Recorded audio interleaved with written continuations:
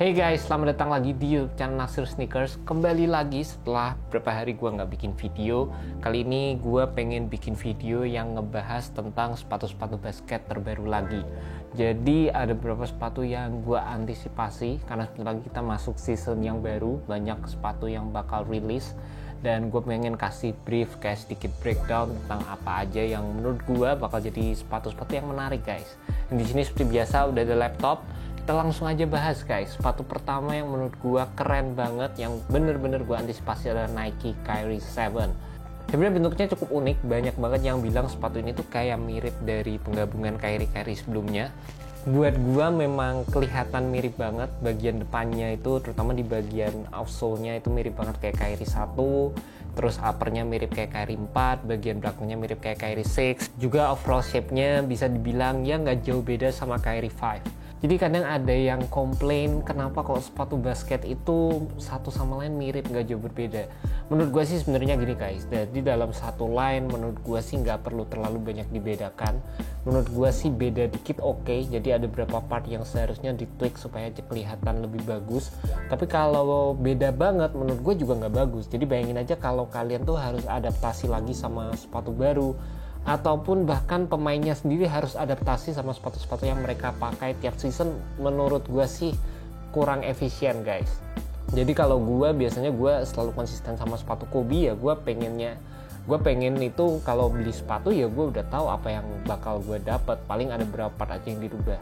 Sama kayak sepatu Kyrie ini, dari sepatu Kyrie 5, Kyrie 6 terus ke Kyrie 7 yang kayak di gambar ini nggak banyak berubah. Jadi kita pun kalau udah cocok sama sepatu itu ya kita udah dapat exactly apa yang kita suka, nggak terlalu banyak perubahan, mungkin beberapa part aja yang ditweak. Jadi performa sepatunya sendiri siapa tahu jauh lebih baik guys. Dan di sini ada beberapa key feature yang gue sempat lihat juga, ini ditulis di bagian insole-nya. Ini ada articulated zoom di bagian depan. Ini menurut gue ya sama aja zoom turbo.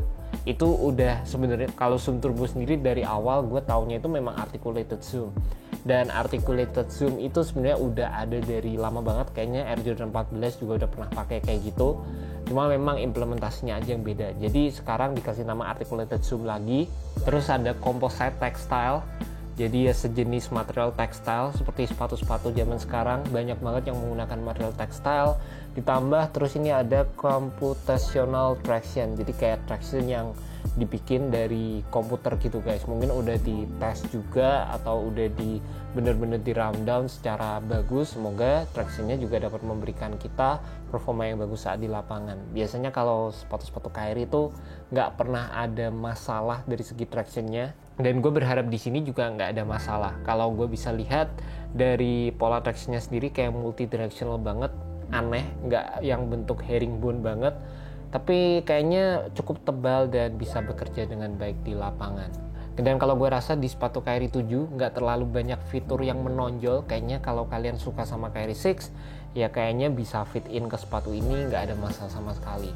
Jadi kayak ada beberapa fitur yang disebutkan, menurut gue sih itu cuma ya fitur yang sama sih, nggak terlalu banyak berbeda. Kadang sebagai brand kita perlu kayak gimmick-gimmick aja, nama yang beda, nama yang keren, supaya terlihat packagingnya itu rapi dan bagus guys.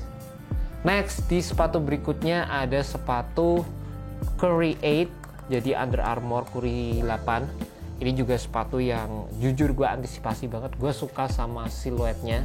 Pertama gue udah lihat siluet ini udah cukup lama ya, dan banyak yang bilang juga sebenarnya sepatu ini bukan Curry 8 tapi Curry 30 atau budget model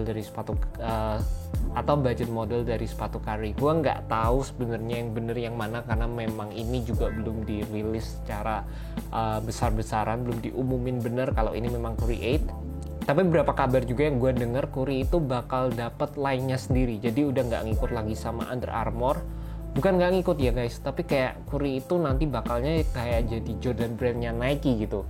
Jadi sepatu-sepatu yang dirilis udah nggak pakai logonya lagi mungkin, tapi udah punya line sendiri. Jadi itu menurut gue satu kabar yang keren banget, dan menurut gue Steph Curry bener-bener worth it, bener-bener pemain yang pantas ngedapetin treatment seperti ini dari Under Armour. Dan kalau kita bisa bedah sepatunya sendiri, menurut gua ini sepatu yang silk banget, simple, keren. Jadi memang sepatunya itu nggak terlalu aneh-aneh, looksnya juga bener-bener casual banget sebenarnya. kalau dibandingin sama Curry 7 kemarin, Curry 7 itu kayak buat gue sporty banget, keren gitu, layering materialnya dapet. Di sepatu ini kayak lebih ke arah sepatu casual kalau buat gue guys. Dan satu lagi yang mungkin gue suka di sepatu Curry 8 ini kita bakal mendapatkan material knit, jadi itu ada salah satu additional piece yang baru di sepatu Curry. Dibandingkan dengan Curry 7, ini bakal jadi sesuatu yang lebih nyaman, karena di Curry 7 kita cuma mendapatkan sepatu berbahan dasar fuse yang menurut gua nggak terlalu fleksibel dan nggak terlalu movable dengan setiap gerakan kita di lapangan guys. Beberapa kabar yang gua dengar juga di sepatu ini, sepatu ini merupakan sepatu yang paling ringan yang pernah dibikin, dan dibandingkan dengan beberapa signature shoe lainnya, sepatu Curry 8 ini paling ringan. Dan dari segi cushioningnya sendiri masih gak ada yang tahu, jadi masih belum dirilis secara besar-besaran. Dari segi teknologi juga masih rahasia guys, kita nggak ada yang tahu. Cuma seperti biasa menurut gua nggak akan jauh berbeda dengan Curry sebelumnya, karena sepatu Curry itu biasanya selalu low to the ground, benar-benar responsif dan benar-benar menjaga kestabilan, jadi sesuai dengan playstylenya Curry sendiri guys. Next, sepatu berikutnya gue pengen bahas sedikit tentang Puma, dan di sini ada sepatu Puma RS Dreamer J. Cole. Ini sepatu yang menurut gue keren banget. Beberapa kali udah kelihatan siluet ini di lapangan dipakai sama Kyle Kuzma guys. Menurut gue sebenarnya sepatu Puma itu keren banget basketball lainnya, dan memang selalu punya kesan tersendiri. Jadi dari segi estetik itu menurut gue beda sama sepatu-sepatu zaman sekarang juga. Dan desain yang gue suka banget di sepatu ini ada pada bagian samping, dimana kita bisa melihat kayak ada lacingnya yang melingkar pada bagian samping dari sepatunya. Itu menurut gue keren banget. Dan dari segi midsole-nya ini sepatu kelihatan canggih juga. Jadi logo Pumanya itu ada di bagian midsole, terus ada beberapa warna-warna yang bikin sepatunya itu kelihatan rame. Meskipun di bagian uppernya sendiri sepatunya itu punya warna yang simple banget, cuma warna hitam aja. Gue jujur tertarik banget buat nge-review sepatu ini, karena di tahun 2020 gue cuma baru lihat Puma itu ngerilis sepatu Puma Sky Dreamer yang tinggi. Ya, itu gue nggak terlalu demen sama sepatunya, mungkin karena tingginya itu ya udah gimana ya, sepatu-sepatu zaman sekarang tuh nggak ada yang setinggi itu menurut gue. Dan kalau gue lihat, gue belum pernah coba, gue lihat tuh kerasanya kayak berat banget gitu, jadi gue nggak begitu tertarik buat nyobain sepatu itu. Dan gue berharap di sepatu ini, Puma RS Dreamer ini bakal masuk di Indonesia, jadi di tahun 2020 paling nggak gue bisa nge-review satu sepatu Puma juga. Siapa tahu sepatu ini bisa masuk di top 10 2020 sepatu basket gue guys. Next, di sini ada sepatu New Balance Kawhi 1. Ini sepatu yang jujur gue pengen banget buat review guys, karena ini adalah signature shoe dari Kawhi Leonard. Kemarin yang Omnis gue nggak nge-review jujur aja, karena harga yang masuk di sini menurut gue beda sama apa yang bakal kita dapat kalau kita beli di US. Di sini harganya 3,5 juta kalau nggak salah. Wow, nggak tahu sih harganya bisa segitu, gue nggak tahu kenapa. Tapi setahu gue kalau di US itu harganya 160 kurang lebih atau 200. Gue lupa pastinya berapa, ntar kalau gue tahu gue bakal tulis juga di bawah. Dan ini merupakan signature shoe dari Kawhi Leonard. Akhirnya kita dapat signature shoe-nya, dan ini menurut gue keren banget. Gue suka dari segi desain, karena menurut gue desainnya menarik. Dan dari sepatunya sendiri, ini siluetnya mid cut guys. Dan ditambah di sini ada beberapa layering material. Sebenarnya kalau materialnya sendiri sih menurut gue juga standar aja, nggak terlalu berkesan sih kalau buat gue lebih suka dari segi penempatan desainnya. Jadi kayak di bagian sampingnya itu ada kayak grafik-grafiknya, terus di bagian belakang ada logo New Balance yang gede. Itu menurut gue bikin sepatu ini kelihatan lebih keren. Dan ditambah sepatu ini kayak mid cut, terus ya siluetnya tuh kayak sepatu-sepatu rada kuno juga sih kalau menurut gue. Cuma ya bikin berkesan aja, karena ini sepatunya New Balance dan ini didebut oleh Kawhi Leonard. Dari segi cushioning, gue jujur belum pernah coba teknologi dari New Balance. Gue pernah coba satu yang 990 V5 ya, itu sepatu juga nyaman banget.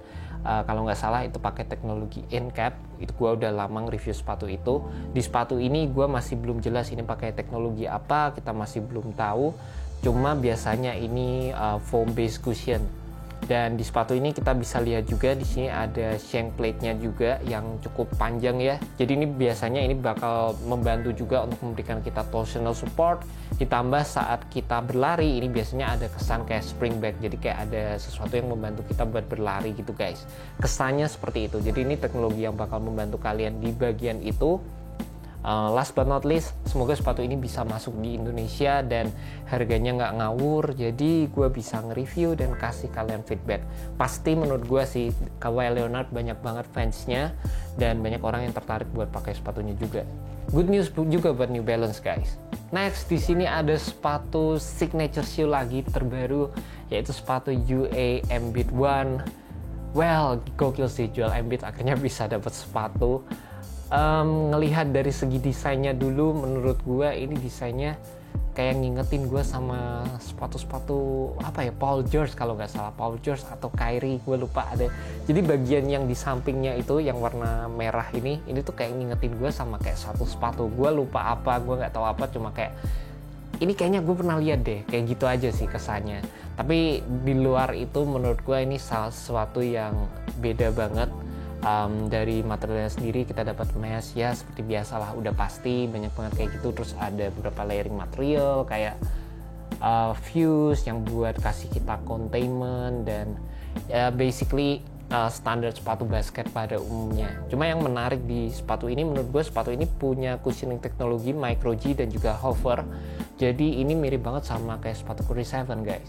Bayangin, ini Joel Embiid baru masuk tapi dia udah dapat teknologi cushioning yang bisa dibilang top line banget di Under Armour gitu. Micro G, hover, itu dua-duanya cushioningnya nyaman banget. Cuma gue penasaran apakah implementasinya bakal sama kayak Curry, karena menurut gue nggak mungkin sih.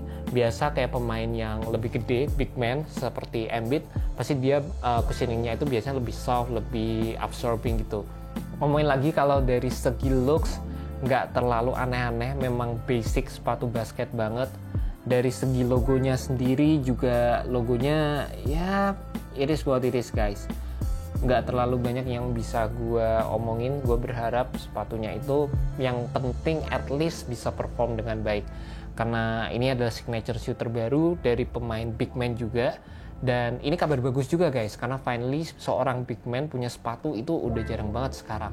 Akhirnya buat para big man yang di luar sana juga mereka bisa ada referensi salah satu sepatu yang dipakai oleh big man di NBA, yaitu Joel Embiid. And that's about it guys untuk sneaker update kali ini. Udah banyak banget sepatu yang gue bahas, dan basically kali ini gue pengen bahas sepatu-sepatu dari brand lain juga. Kalau kalian suka dengan konten ini, kalian bisa klik tombol subscribe dan nyalain tombol loncengnya juga, jadi kalian nggak pernah ketinggalan dengan konten-konten Naksir Sneakers yang selalu update.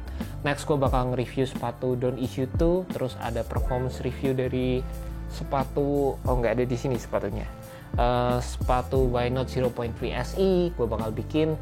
Dan kalau kalian tertarik sama keserian gue, kalian bisa follow gue di Instagram. Kita bakal bahas NBA, kita bakal bahas sepatu juga, kadang perbandingan dari sepatu gue juga post di Instagram.